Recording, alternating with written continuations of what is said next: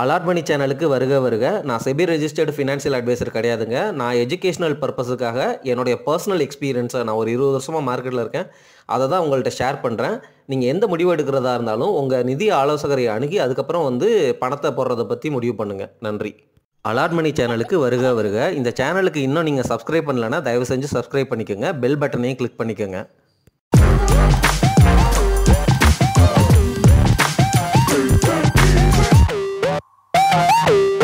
அனைவருக்கும் வணக்கம். இந்த வீடியோ பதிவு ரொம்பவே இன்ட்ரெஸ்டிங்கான வீடியோ பதிவுங்க.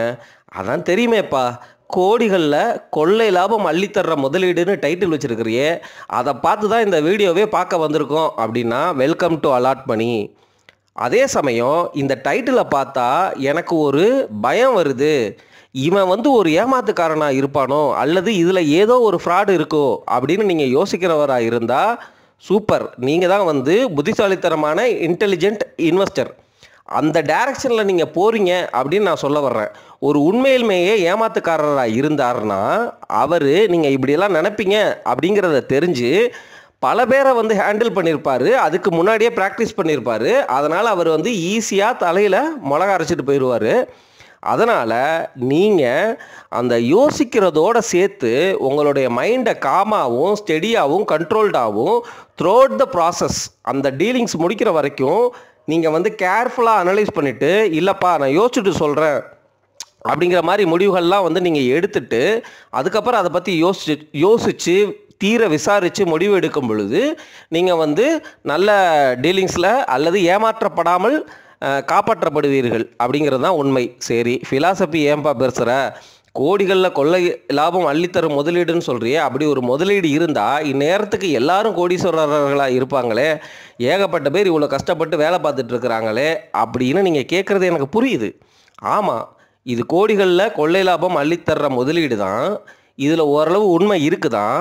அவங்கெல்லாம் ஏன் கோடீஸ்வரர்களாக இல்லை அப்படின்னா, அவங்க எல்லாருமே உங்கள் அளவுக்கு பொறுமையாகவும் கண்ட்ரோல்டாகவும் ஃபண்டமெண்டல் அனாலிசிஸ் கற்றுக்கிறவராகவும் இந்த முதலீட்டை பற்றி தெரியாதவராகவும் இருக்கிறதுனால தான் அவங்க கோடீஸ்வரர்களாக இல்லை. அப்படி எல்லாரும் கோடீஸ்வரர்களாக ஆகிட்டா அந்த பணத்துக்கு மதிப்பே இல்லை. அது வேறு விஷயம். சரி, இந்த வீடியோ பதிவில் நான் சொல்லித்தரப்போகிற முதலீடு என்னென்னா ஸ்டாக் முதலீடு தான். ஸ்டாக் மார்க்கெட்டில் கோடிகளை கொள்ளை லாபம் அள்ளித்தர்ற முதலீடு நிறையவே இருக்குது. நிறைய பேர் அச்சீவ் பண்ணியிருக்கிறாங்க. ஸ்டாக் மார்க்கெட் மூலமாக மிகப்பெரிய கோடீஸ்வரனா, மில்லியனர் இல்லைங்க, பில்லியனராக ஆனவங்க ஏகப்பட்ட பேர் இருக்கிறாங்க. யூஎஸ்லேயும் இருக்கிறாங்க, இந்தியாவிலையும் இருக்கிறாங்க. அவங்கள பற்றியும் நான் ஸ்டாக் முதலீட்டில் எப்படி கோடிகளில் கொள்ளை லாபம் அள்ளுறது, அதாவது என்னென்னா நான் பேசுகிறது 100x ரிட்டர்னுங்க. 1 லட்ச ரூபாய் போட்டால் அது 1 கோடி ரூபாயாக ஆகணும். அதுதான் நான் சொல்லித்தரப்போகிற முதலீடு. இந்த முதலீடில் நிறைய விஷயங்கள் நீங்கள் தெரிஞ்சுக்கணும். டேட்டா இருக்குது, ஸ்க்ரீனரில் பார்த்த ஸ்டாக் நேம்ஸ் இருக்குது, இப்படி பல விஷயங்கள் இருக்குது. அது எல்லாத்தையுமே தொடர்ந்து கேளுங்க. உங்களுக்கு நிறைய பெனிஃபிட் கிடைக்கிறதுக்கு இந்த வீடியோ ஒரு நல்ல வீடியோவாக அமையும். இந்த வீடியோவை பார்த்துட்டு ரொம்ப இம்ப்ரெஸ் ஆகி, நீனே மொக்கையாக தான் வீடியோ போடுற, நாங்கள் எங்கே இம்ப்ரெஸ் ஆகிறது அப்படின்னு நினைக்கிற உள்ளங்களும் இருக்கிறீங்க, எனக்கு புரியுது. பட் நான் என்ன சொல்ல வரேன் அப்படின்னா, பல பேர் பல வீடியோ போடுறாங்க, இந்த இன்வெஸ்ட்மெண்ட் பற்றி பேசுகிறாங்க. அதுக்காக வேலையை விட்டுட்டு உள்ளே இறங்கிடாதீங்க, புரியுதுங்களா? எது பண்ணாலும் பிளான் பண்ணி பண்ணணும், கரெக்டுங்களா? அப்படி பிளான் பண்ணி பண்ணுறவராக இருந்தால் உங்ககிட்ட பொறுமை நிதானம் எல்லாம் இருக்கும். இந்த இடத்துல நான் சொல்லித்தரப்போகிற ஸ்ட்ராட்டஜி என்ன அப்படின்னா, கர்நாடகா பேங்க்கு, கரூர் வைஸ்யா பேங்க்கு, அந்த மாதிரி ஸ்ட்ராட்டஜியா? அந்த ஸ்ட்ராட்டஜியில் இதை அச்சீவ் பண்ண முடியுமா அப்படின்னு கேட்டால் முடியாது. ஏன்னா நீங்கள் கர்நாடகா பேங்க்கு இந்த கொரோனா டைமில் எவ்வளோ லோ போச்சு? 35 ரூபா போச்சா? 35 ரூபா போச்சு. அது சரி 300 ரூபா போயிடுச்சுன்னே வச்சுக்கலாம். உங்களுக்கு எவ்வளோ ரிட்டர்னு? 10x ரிட்டர்ன் தான். கர்நாடகா பேங்கோடைய சார்ட்டை எடுத்து பாருங்கள். ஒன்றும் பெருசாலாம் க்ரோத்தே இருக்காது. ஒரே ரேஞ்சில் எவ்வளோ வருஷமாக இருக்குது? கிட்டத்தட்ட 30 வருஷமாக அப்படியே இருக்குது. சரி, கரூர் வைஸ்யா பேங்க்கு 20 ரூபாய்க்கு வந்துச்சேப்பா, இப்போ 200 ரூபாய்க்கு இருக்கே. அதுவும் 10x ஸ்ட்ராட்டஜி தான். அந்த இடத்துல கரெக்டாக வாங்கிட்டு கரெக்டாக விற்றுருக்க முடியுமா அப்படிங்கிறது மிகப்பெரிய கேள்விக்குறி. இதுவும் பாருங்கள், ஒரு 30 வருஷத்துக்கு கிட்டத்தட்ட ஒரே ரேஞ்சில் தான் இருக்குது. அதுக்காக இந்த கர்நாடகா பேங்க்கும் கரூர் வைஸ்யா பேங்க்கும் நல்ல ஸ்டாக்கு இல்லையா? ரொம்ப சூப்பரான ஸ்டாக்கு. பெஞ்சமின் கிரஹாம் அவங்க ஸ்ட்ராட்டஜி பிரகாரம் நீங்கள் ரூ. 20 வந்து கரூர் வைஸ்யா பேங்க்கை வாங்குறதும், 35-40 கர்நாடக பேங்க் வாங்குறதும் அற்புதமான ஸ்ட்ராட்டஜி. ஆனால் நம்மளுடைய கோல் எய்ம் என்ன? இந்த ஸ்ட்ராட்டஜி வந்து டிஃப்ரெண்ட். நான் வந்து ஏற்கனவே பல ஸ்ட்ராட்டஜிஸ் பேசிட்டேன். ஒரு ரீட்டைல் இன்வெஸ்டருக்கு வந்து எது கோர் இன்வெஸ்டிங் ஸ்ட்ராட்டஜி அப்படிங்கிறதெல்லாம் பேசிட்டேன். இந்த ஸ்ட்ராட்டஜி அப்படிங்கிறது ரூ. 1,00,000 போட்டு ரூ. 1,00,00,000 எடுக்கணும், சரிங்களா? ஆனால் அந்த 1,00,000த்தையே நான் வந்து 10 ஸ்டாக்கில் போடுவேன். அப்போ 10 ஸ்டாக்கும் வந்து ரூ. 10,00,00,000 கொடுக்கணும். அந்த மாதிரி வந்து எய்மிங், சரிங்களா? 10 ஸ்டாக்குமே வந்து கொடுக்காது அப்படிங்கிறது ப்ராக்டிக்கலான நிதர்சனமான உண்மை. ஆனால் நம்மளுடைய ஸ்கில்லை வந்து எப்படி வந்து வளர்த்துக்கிட்டு இந்த மாதிரி வந்து முயற்சிகளை முதல்ல உங்களுக்கு வந்து அந்த திங்கிங் இருக்கணும்ல. எனக்கு ஒரு ஸ்டாக் வேணும், அந்த ஸ்டாக்கு நான் இப்போ முதலீடு பண்ணால் அது எனக்கு ரூ. 1,00,00,000 தரணும், என்னுடைய 1,00,000 முதலீட்டுக்கு ரூ. 1,00,00,000 தரணும் அப்படிங்கிறது தான். இது ஓவர் நைட்டில் நடக்காதுன்னு உங்களுக்கே தெரியும். 1,00,000 1,00,00,000 ஓவர் நைட்டில் ஆகாது. குறைஞ்சது ஒரு 25 வருஷமாவது ஆகும், சரிங்களா? அல்லது சிஏஜிஆர் போட்டு பார்த்துக்கங்க. உங்களாலையும் வந்து ரூ. 100,00,00,000 ரொம்ப ஈஸியாக சம்பாதிக்க முடியும். எப்படி அப்படின்னு கேட்குறீங்களா? நீங்கள் ஒரு 30 வருஷத்துக்கு ஒரு 15% சிஏஜிஆர் வச்சு ரூ. 1,00,00,000 முதலீடு பண்ணுறீங்க அப்படின்னா அதெல்லாம் 100 கோடி ஆயிரும். அந்த மாதிரி கால்குலேஷன்ஸ்லாம் இருக்குது. இப்போது சதுரங்க வேட்டையில் சொல்கிற மாதிரி நம்ம 100 கோடி அச்சீவ் பண்ணுறதுக்கு ஒரு 10 கோடி அச்சீவ் பண்ணுவோம் ஃபஸ்ட்டு. அந்த 10 கோடியை அச்சீவ் பண்ணுறதுக்கு இந்த மாதிரி வந்து 10 ஸ்டாக்கை ஒரு லட்சம் அப்படின்னு இன்வெஸ்ட் பண்ணணும். ஆனால் இந்த ஸ்ட்ராட்டஜியோடைய நுட்பத்தை நீங்கள் வந்து சரியாக வந்து படித்து அது புரிஞ்சு ஹோலிஸ்டிக்காக வந்து பண்ணணும்னு நான் தொடர்ந்து சொல்லிகிட்டே இருக்கிறேன். இல்லாட்டி நீங்கள் கையில் வந்து ஒரு கொடிய கருநாகத்தை வந்து சுற்றிக்கிட்டே வந்து நடந்து போகிறீங்க, அதை கூட்டிக்கிட்டே போகிறீங்க துணைக்கு. கொஞ்சம் உங்கள் கையில் பயம் இருக்குது அப்படின்னு அது பார்த்துருச்சுன்னா உங்களை கடிச்சிரும். அந்த மாதிரி ஸ்ட்ராட்டஜி தான். ஏன்பா இந்த மாதிரி ரிஸ்கியான ஸ்ட்ராட்டஜியை ஏன்பா சொல்கிற அப்படின்னு வந்து என்கிட்ட கேட்காதீங்க.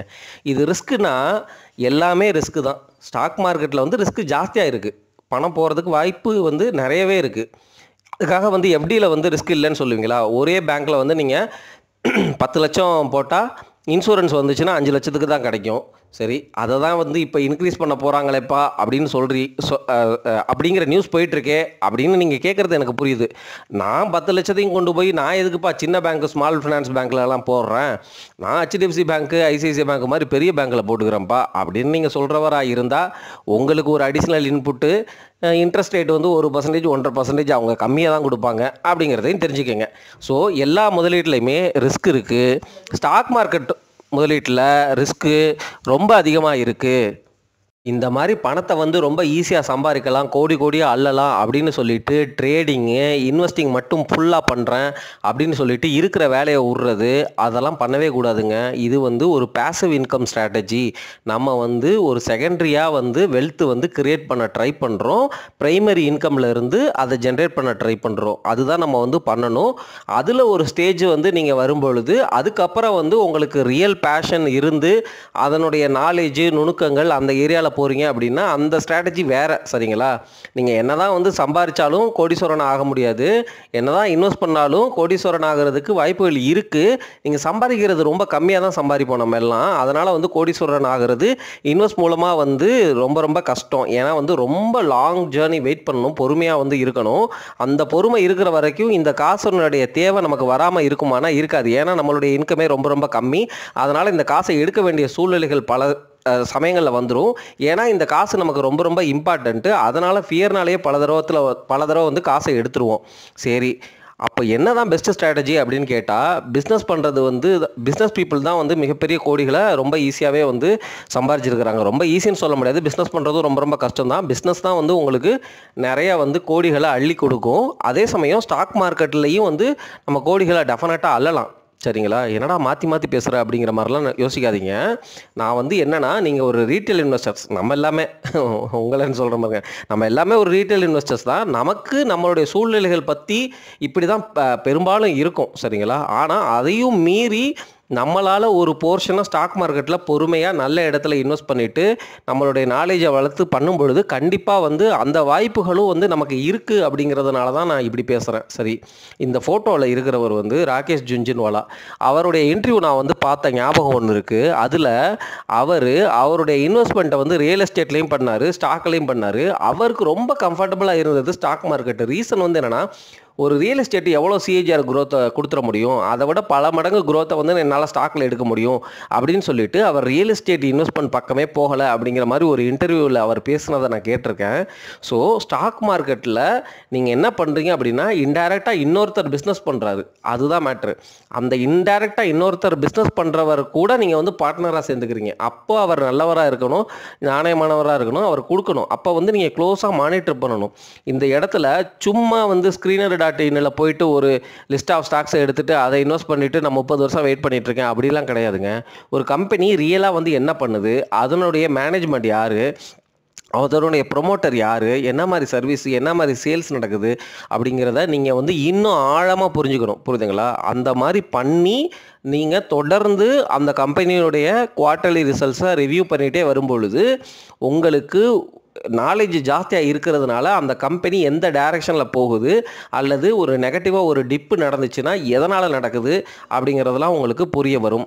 சரி, நம்ம டைரெக்டாக வந்து இந்த 100x மல்டி பேக்கர் ரிட்டர்ன்ஸ் தர்ற Screener.in கொரீஸை வந்து பார்த்துடலாம். நிறைய கொரீஸ் இருக்குங்க. நீங்கள் 100x ரிட்டர்ன் அப்படின்னு போட்டிங்கனாலே, Screener அப்படின்னு டைப் பண்ணிங்கனாலே நிறைய பேர் வந்து நிறையா ஸ்ட்ராட்டஜிஸ் வந்து கொண்டு வர்றாங்க. அதாவது என்னென்னா, கொரி இந்த மாதிரி சேல்ஸ் வந்து இவ்வளோ இருக்கணும், பிஇ இதுக்குள்ளே இருக்கணும், அந்த மாதிரி சொல்கிறது. புரியுதுங்களா? இது எல்லாமே bottom level fundamental analysis parameter. இந்த பல கொரிகள் இருக்குது. இது எல்லாமே வந்து கொரிகள் வந்து நமக்கு நல்ல ஒரு ஐடியாவை தருது. ஸோ இந்த கொரிகளில் இருந்து நம்ம ஸ்டாக்கை எடுத்துட்டு அந்த ஸ்டாக்கை வந்து நம்ம அனலைஸ் பண்ணணும் அப்படிங்கிறது தான் வந்து பாயிண்ட்டு. அதனுடைய சேர்த்து சில எக்ஸாம்பிள்ஸும் நான் உங்களுக்கு சொல்ல போகிறேன். இதெல்லாம் தாங்க அந்த சர்ச் கொரி Screener.inல 100x மல்டி பேக்கர். சரிங்களா? இப்போது இந்த ஃபஸ்ட்டு லெஃப்ட் கொரி இருக்குது பார்த்தீங்களா, சேல்ஸ் கிரேட்டர் தேன் 250. இது வந்து என்னென்னா ஃபியூச்சரிஸ்டிக் மல்டி பேக்கர். இப்போ இருந்து 100x ரிட்டர்ன் தரக்கூடிய மல்டி பேக்கர் ஸ்டாக்கு அப்படின்னு சொல்லி ஒரு கொரி. அதாவது அந்த கம்பெனியுடைய ஆனுவல் சேல்ஸ் வந்து 250 கோடியை விட அதிகமாக இருக்கணும்.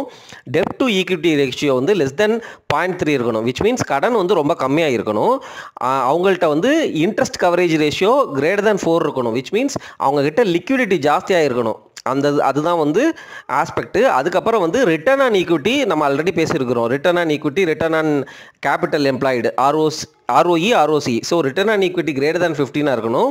ப்ரைஸ் டு ஏர்னிங்ஸ் வந்து லெஸ் தேன் 25. சரிங்களா? இந்த இடத்துல ப்ரைஸ் டு ஏர்னிங்ஸில் நீங்கள் வந்து ஆவரேஜ் ப்ரைஸ் டு ஏர்னிங்ஸ் அந்த மாதிரி வந்து போட்டுக்கோங்க. நம்ம வந்து அந்த இபிஎஸ் அப்படிங்கிறத பற்றி பேசிகிட்டு இருக்கிறோம், ஹிஸ்டாரிக்கல் இபிஎஸை பற்றியும் பேசிகிட்டு இருக்கிறோம். ப்ராஃபிட் க்ரோத் வந்து ப்ராஃபிட் க்ரோத் ஆஃப் 5 இயர்ஸை விட, கடந்த 5 வருஷம் ப்ராஃபிட் க்ரோத்தை விட அதிகமாக இருக்கிற ப்ராஃபிட் க்ரோத். ஸோ கான்செப்ட் வந்து என்ன அப்படின்னா, அந்த கம்பெனி வந்து தொடர்ந்து கன்சிஸ்டண்ட்டாக வந்து அதிக க்ரோத்தை கொடுத்துக்கிட்டே இருக்குது அப்படிங்கிறது தான் ஒரு மேட்ரு. சரிங்களா? ஆனால் உங்களுக்கு அந்த பிஸ்னஸ் புரியணுங்க. இந்த கொரியில் வந்து உங்களுக்கு ஸ்டாக்ஸ் கிடச்சிரும், கரெக்டுங்களா? பேர் கிடச்சிரும். அந்த கம்பெனியை வந்து நீங்கள் ஒவ்வொன்றா வந்து அனலைஸ் பண்ணணும். அவர் என்ன மாதிரி ப்ரொமோட்டர்னு அனலைஸ் பண்ணுறதை விட அது என்ன மாதிரி பிஸ்னஸ்ஸு, அந்த பிஸ்னஸில் வந்து பொட்டன்ஷியல் இருக்கா, என்ன மாதிரி சேல்ஸ் பண்ணுறாங்க. நீங்கள் உதாரணமாக நான் இப்படியெல்லாம் கால்குலேட் பண்ணியிருக்கிறேங்க. ஃபார் எக்ஸாம்பிள் வந்து ஒரு எம்ஃபசிஸ்ங்கிறது வந்து ஒரு மிட் கேப் ஐடி ஸ்டாக்கு. அந்த ஐடி ஸ்டாக்கில் இப்போ அந்த கம்பெனியில் இவ்வளோ எம்ப்ளாயிஸ் இருக்கிறாங்க. அவங்க ஜஸ்ட்டு வந்து கன்சல்ட்டிங் தான் வந்து மெயினாக பண்ணுறாங்க. ஸோ கன்சல்ட்டிங்கில் அவங்களுக்கு வந்து சப்போஸ் வந்து பில்லிங் ரேட்டு இப்போ $US வந்து பெர் ஹவர் வந்து ஒரு $15 வாங்குறாங்க அப்படின்னா, ஒரு ரிசோர்ஸுக்கு வந்து இவ்வளோ தான் சம்பளம் அப்படின்னா, ஸோ இத்தனை கோடி வந்து குவார்ட்டரில் வரும் அப்படிங்கிற மாதிரி நான் ஒரு ரஃப் கால்குலேஷன் போட்டேன். அதையே வந்து போய் அவங்க குவார்ட்டர்லி ரிசல்ட்ஸ்லையும் செக் பண்ணேன். அதே மாதிரி இருந்துச்சு, எனக்கு ஆச்சரியமாக இருந்துச்சு. ஸோ அந்த மாதிரி வந்து நீங்கள் அந்த பிஸ்னஸை புரிஞ்சுக்கிட்டு அந்த பிஸ்னஸ் பொட்டன்ஷியலை வந்து நீங்கள் யோசித்து பாட்டம் லெவல் அனாலிசிஸ் பண்ணும் பொழுது இந்த மாதிரி கொரிகள்லேருந்து கிடைக்கிற கம்பெனிகள் நமக்கு தகுதியான கம்பெனிகளா, அதாவது 1 லட்சம் போட்டால் 1 கோடியை வந்து 1 கோடியா, ஆமாம் 1 கோடி தான், 1 லட்சம் போட்டால் 1 கோடியை வந்து 25 வருஷத்தில் தருமா, அதுக்கு தகுதியான கம்பெனி தானா அப்படிங்கிறத நம்ம வந்து யோசிக்கணுங்க. சரி, இந்த ஃபஸ்ட்டு கொரிக்கான ரிசல்ட் 2வது கொரியும் 3வது கொரியும் நீங்கள் பார்த்துக்கங்க. ஆனால் இந்த ஃபஸ்ட்டு கொரி இருக்குது பார்த்தீங்களா, சேல்ஸ் கிரேட்டர் தேன் 250, இந்த கொரிக்கான ரிசல்ட்டை வந்து அடுத்த ஸ்லைடுகளில் என்னென்ன கம்பெனிகள்லாம் இருக்குது அப்படிங்கிறத வந்து நான் உங்களுக்கு போடுறேன். அதுக்கப்புறம் வந்து என்ன அப்படின்னா, சில ஸ்லைட்ஸை வந்து இசைஞானி இளையராஜா அவங்க மாதிரி கொஞ்சம் சைலண்ட்டாக வந்து விட்டுறலாம். எப்படி வந்து அவர் வந்து மியூசிக் வந்து பேக்ரவுண்ட் மியூசிக் ஸ்கோர் போடும் பொழுது சைலண்ட்டாக சில இடங்களை விடுறதே வந்து மிகப்பெரிய அற்புதமான மியூசிக்காக அமையும் அப்படின்னு வந்து தொடர்ந்து பேசுகிறாங்களோ, அந்த மாதிரி இந்த 1-2 ஸ்லைடை வந்து நம்ம உங்கள் ஸ்டாக் லிஸ்ட்டை மட்டும் உங்களுக்கு காட்டுறதுக்காக வந்து அமைதியாக விடுவோம். டேய் இப்படியெல்லாம் மொக்க போடாத, போய் மற்றவங்க யூடியூப் சேனலில் போடுற வீடியோக்களை பாரு, எவ்வளவு அற்புதமாக ப்ரெசன்டேஷன் கொடுத்துட்டு இருக்கிறாங்க. நீ என்னடானா வந்து சைலன்ஸாக ஸ்லைடை விட்ற அப்படிங்கிறது. நம்மளுடைய எய்மு வந்து என்கிட்ட இருக்கிறது ஒரு லேப்டாப்பு, ஒரு மொபைலுங்க. அதை வச்சு சிம்பிளாக ரெக்கார்ட் பண்ணி போடுறேன். ஃப்யூச்சரில் வந்து பல 1000 ரெவன்யூ வந்துச்சுன்னா அதில் வந்து ஒரு ஆள் அந்த மாதிரிலாம் போட்டு நம்ம வந்து பண்ணிக்கலாம். எனக்கே தெரியுது. நான் வந்து கண்டென்ட்டில் தான் கான்சன்ட்ரேட் பண்ணுறேன், ப்ரெசன்டேஷனில் கான்சன்ட்ரேட் பண்ணலை. So bear with me. உங்களுக்கு இது ஹெல்ப்ஃபுல்லாக தான் இருக்கும்னு நான் நம்புகிறேன். சரிங்களா? சரி, தொடர்ந்து கண்டென்ட்டுக்குள்ளே போயிடுவோம்.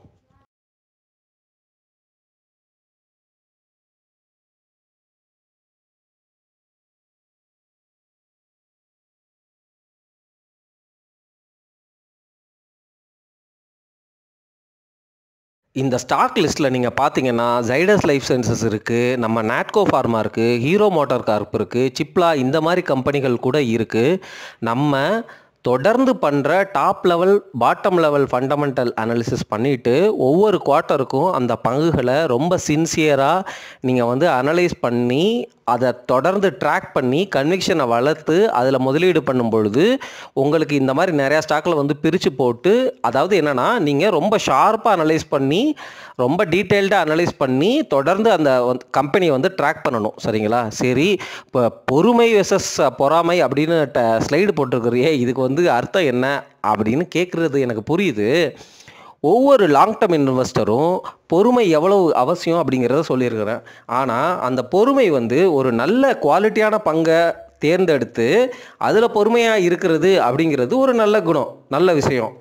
ஆனால் அந்த கம்பெனி குவார்ட்டர்லி ரிசல்ட்டு அல்லது ஃபண்டமெண்டல் சேஞ்ச் ஆகுது அல்லது மேனேஜ்மெண்ட்டில் ஏதோ ஒரு ஃப்ராடோ ஸ்கேமோ வருது, அந்த சமயமும் அந்த ஸ்டாக்கை பிடிச்சிக்கிட்டு இருப்பேன் அப்படிங்கிறது தான் வந்து நம்ம பண்ணுற தப்பு. அந்த இடத்துல அந்த ஸ்டாக்கை விட்டுட்டு வேறு ஏதாவது ஆப்பர்ச்சுனிட்டி இருக்கா, அதே ஃபார்முலா அதே அனாலிசிஸில் இன்னொரு கம்பெனியை வந்து நம்ம பிடிக்கணும்.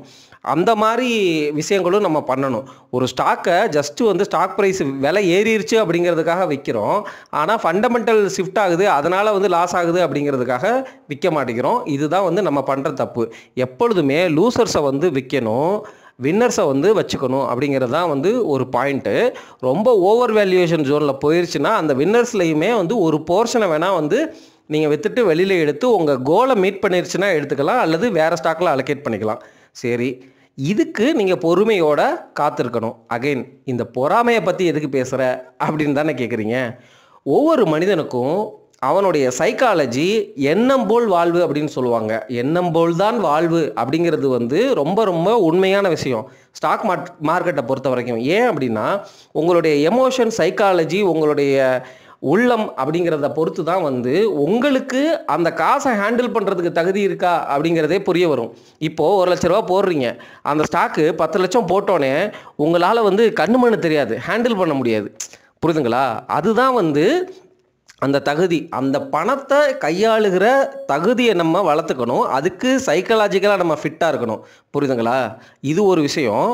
ஏன் இதை வந்து நான் இப்படி பேசுகிறேன் அப்படின்னா, பொறாமைக்கு வர்றேன். ஆனால் இதுக்கு முன்னாடி நான் ஏன் இதை இப்படி பேசுகிறேன் அப்படின்னா, இந்த கோன் பனேகா குரோர்பதி அப்படின்னு அமிதாப் பச்சன் வந்து ஒரு ஷோ பண்ணிகிட்டு இருந்தார், 5 கோடி ரூபாய் ஷோ. அதில் ஒரே ஒருத்தர் தான் ஜெயிச்சார்னு நினைக்கிறேன். ஆனால் அந்த காசு 3 கோடி ரூபாய் அவர் கைக்கு வந்துச்சு. அவர் அந்த ஷோவில் வின் பண்ணுறாரு அப்படின்னா அவருக்கு வந்து உண்மையிலுமே நாலேஜ் இருக்குன்னு தான் அர்த்தம். ஏன்னா வந்து நிறையா படிச்சுட்டு இருந்தார். கரெக்டுங்களா? ஆனால் அந்த காசை ஹேண்டில் பண்ண முடியாமல் இப்போ வந்து போய் பாருங்கள், அவர்கிட்ட அந்த காசே இல்லை. ஏன்னா வந்து காசு அவர்கிட்ட இருக்குன்னு தெரிஞ்சோடனே சுற்றி வந்து எல்லா பேங்க்கு யாரெல்லாம் போய் படையெடுத்திருப்பாங்க.